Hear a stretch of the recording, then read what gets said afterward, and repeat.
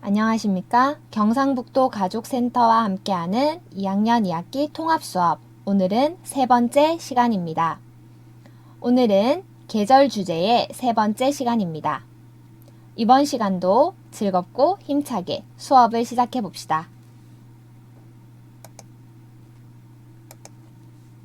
오늘의 공부 주제는 24절기와 열매입니다.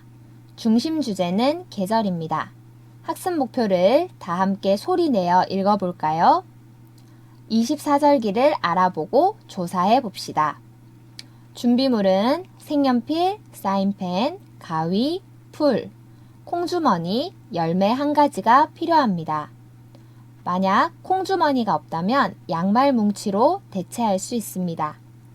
열매 한 가지 역시 직접 구하기 힘들다면 인터넷으로 조사할 수도 있습니다.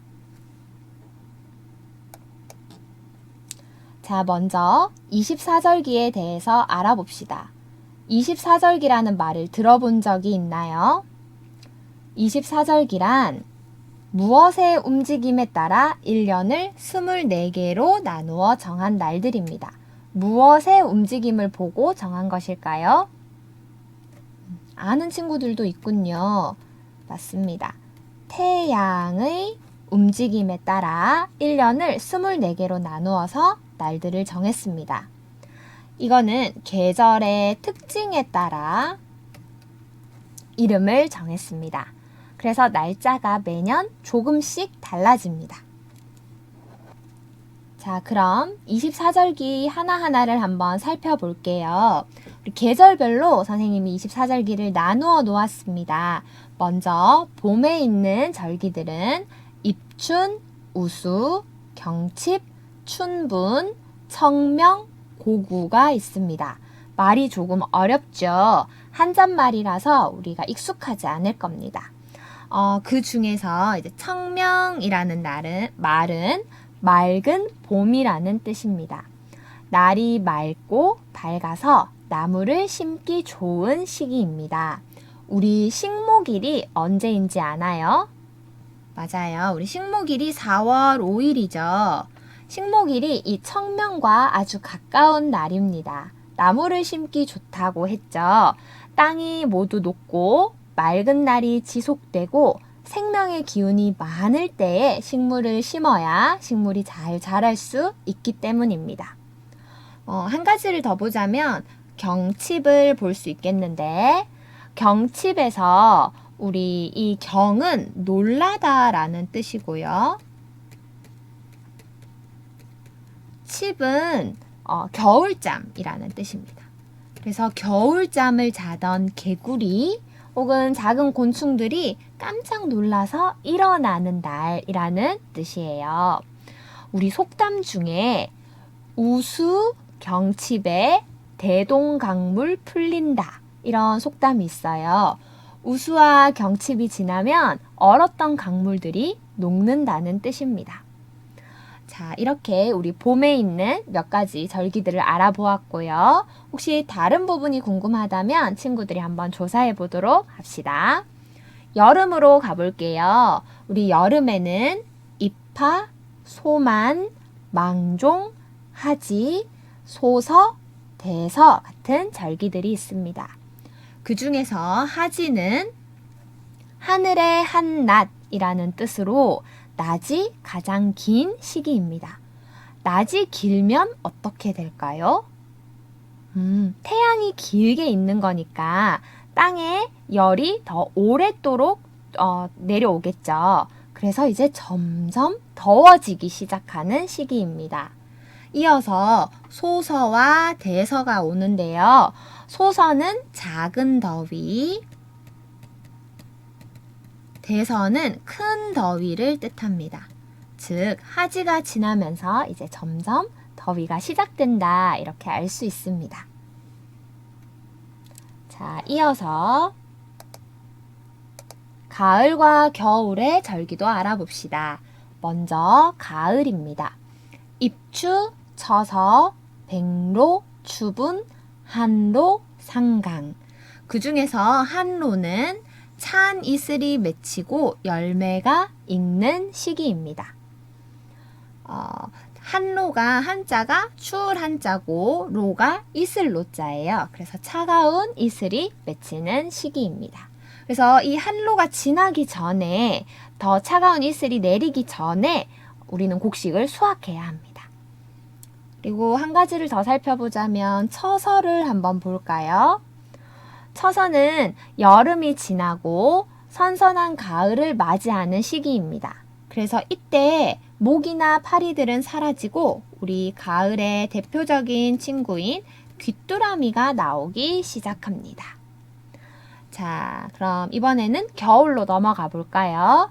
겨울에서 먼저 동지는 하늘의 한밤, 밤이 가장 긴 시기입니다. 우리 아까 전에 낮이 가장 긴 시기는 뭐였죠? 네, 하지죠. 여름 하자를 써서 이번에는 겨울 동자를 써서 동지라고 합니다. 동지는 우리 옛 어른들이 작은 설이라고 불렀습니다. 그래서 여러분 아마 동지팥죽 들어보기도 하고 먹어보기도 했을 것 같은데요. 이 동지팥죽을 먹어야 한 살이 더 먹는다라고 생각했다고 합니다. 그리고 이때는 이제 밤이 길어졌으니까 우리 할머니들이 들려주는 옛 이야기나 간식거리가 필요한 시기이기도 합니다. 우리 팥죽 할멈과 호랑이 같은 이야기들이 아마 이 동짓날 어른들이 아이들에게 들려준 옛 이야기일 것 같네요. 이렇게 우리 몇 가지 절기에 대해서 알아보았고, 이어서 내가 알아보고 싶은 절기를 하나 골라 조사해 보도록 합시다. 지금 여러분이 영상을 보고 있는 시점, 지금 날짜와 가장 가까운 절기는 언제인가요? 선생님이 날짜를 적어 두었으니까 한번 찾아보고 내 생일과 가장 가까운 절기는 언제인지도 찾아보세요. 그리고 더 알아보고 싶은 절기를 골라서 올해는 몇 월 며칠인지 그리고 그 절기의 특징은 무엇인지도 한번 조사해 보도록 합시다.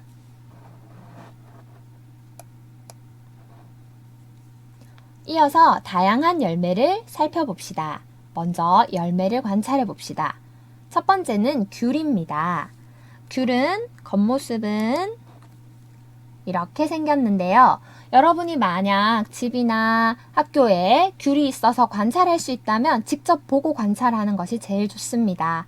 만져도 보고 냄새도 맡아보고 그리고 먹을 수 있다면 먹어도 보는 겁니다. 자, 먼저 겉모습은 이렇게 생겼는데요. 어떤 특징이 있죠? 맞아요. 주황색이네요. 귤은. 그리고 만졌을 때는 맞아요. 껍질이 울퉁불퉁합니다. 매끈하지 않고. 그리고 또 귤의 가장 큰 특징 중에 하나는 손으로 껍질을 깔 수 있다는 거죠. 우리 다른 과일들은 칼을 이용해야 하는데 귤은 간편하게 손으로 껍질을 벗길 수 있습니다. 자, 그럼 이번에는 속모습도 한번 볼게요. 자, 속모습을 자를 때 이거는 옆으로 이렇게 자른 모습입니다. 네, 잘랐을 때 우리 속에는 작은 알갱이가 있네요. 맛은 어떨까요? 네, 맛은 새콤달콤한 맛이고 향도 비슷합니다. 그쵸? 새콤달콤한 향과 맛이 납니다. 자, 그리고 또 안에 이렇게 흰색 실처럼 생긴 속껍질도 있습니다. 그 다음 귤을 이렇게 자르지 않고 껍질을 벗겨서 하나씩 떼어내서 관찰할 수도 있겠죠. 자, 떼어내서 관찰할 수 있는 친구들은 그 모습도 같이 한번 그려보도록 합시다. 자, 이어서 열매를 관찰해 보도록 합시다. 여러분이 구할 수 있는 열매라면 어떤 것이든 상관없습니다. 겉모습과 속모습을 모두 관찰하고 관찰할 내용을 기록해 둡시다.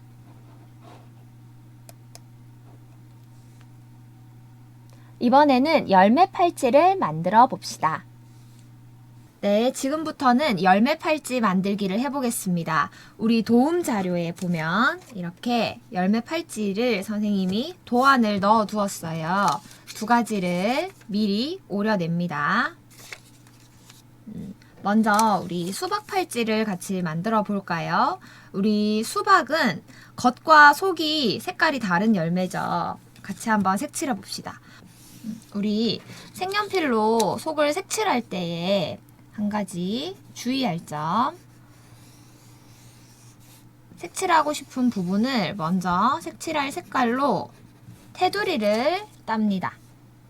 그 다음에 넓은 면적을 색칠할 때는 색연필을 기울여서 색칠하면 훨씬 더 쉽게 색칠할 수 있고요. 그리고 여러 방향으로 왔다 갔다 하지 말고 한 방향으로 색칠하면 결과물이 훨씬 깔끔하게 나타납니다. 끝까지 꼼꼼하게 자, 이렇게 색칠하고 띠의 아래 위에도 껍질 부분이 있거든요. 이 부분도 녹색과 검정색으로 한번 완성해 보도록 합시다. 그 다음 팔찌. 다음 팔찌는 속이 텅 비어 있어요. 이 팔찌는 여러분이 관찰한 과일 중 한 가지, 열매 중 한 가지로 색칠하면 됩니다. 선생님은 사과를 한번 해볼게요.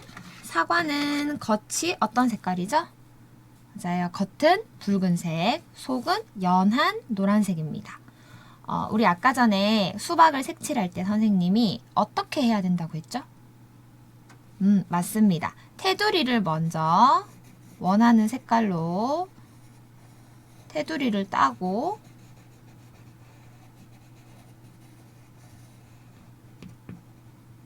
그 다음 속을 색칠하는데 색연필을 기울여서 한 방향으로 색칠한다고 했습니다. 사과는 붉은색이니까 한 방향으로 붉은색으로 색칠해 줍니다. 테두리 바깥으로 튀어나가지 않게 반대쪽도 똑같이 테두리를 먼저 따고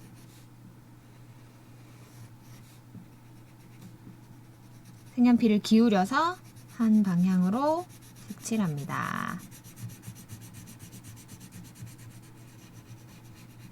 나머지 부분도 꼼꼼하게 칠해줍니다. 그리고 속은 연한 노란색으로 색칠할 건데요. 우리 전체를 그냥 노란색으로 색칠해도 되지만 우리가 사과의 단면을 관찰했던 부분을 그려도 됩니다. 예를 들면 사과의 속이 선생님 잘 보이게 검정색으로 그릴게요.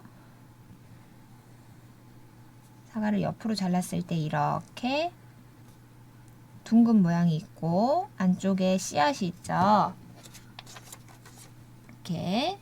그 다음 또 우리가 사과를 먹을 때는 이렇게 자르기도 하지만 반달 모양으로 잘라서 먹기도 합니다.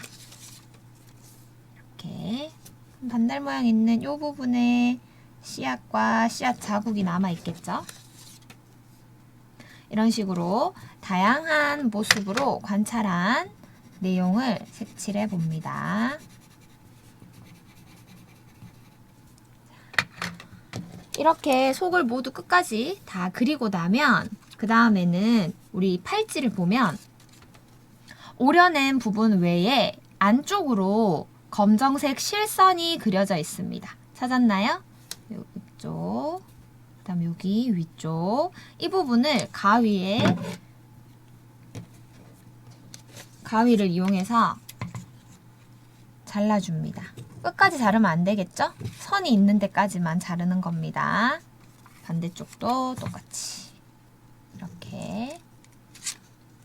그 다음 내 손목에다 대고 이렇게 감으면 이 가위집을 낸 부분끼리 연결할 수 있습니다. 한번 해볼게요. 앞에서 보면 과일의 겉면, 뒤쪽으로는 과일의 속이 보입니다. 여러분 팔찌처럼 착용할 수 있겠죠?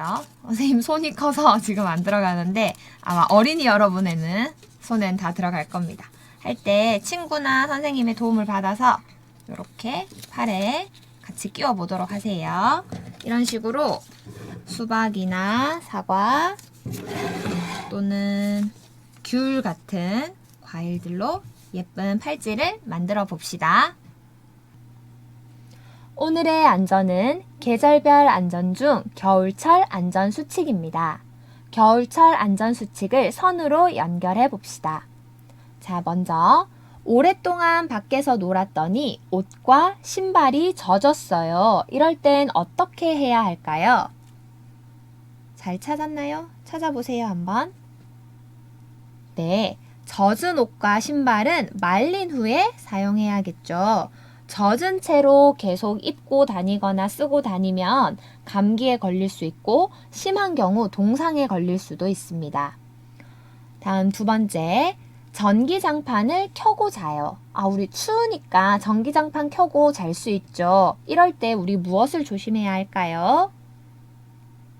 네, 여기 있네요. 전기장판 위에 이불을 깔고 누워요. 맞아요. 전기장판 위에 이불을 깔지 않고 그대로 바로 누우면 저온 화상 또는 화상의 위험이 있습니다.